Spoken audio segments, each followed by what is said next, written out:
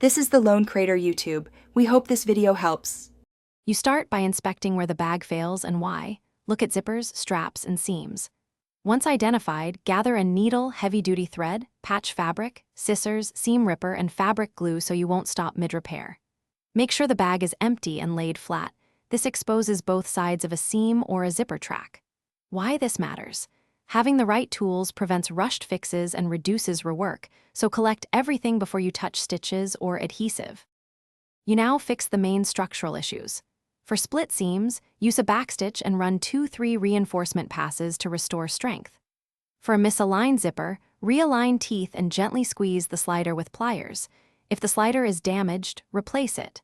For fabric tears, trim jagged edges, apply fabric glue to prevent fraying, then sew or iron on a patch for durability. Make sure to test each repair as you go so you catch problems early, and you finish by tidying loose threads, adding seam sealant, and stitching extra reinforcement at stress points like strap anchors.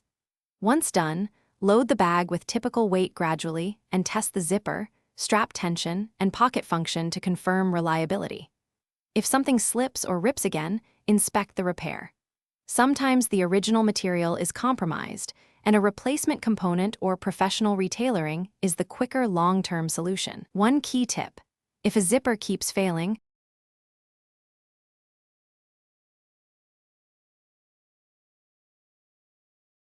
Thanks for watching. Consider subscribing if we helped you.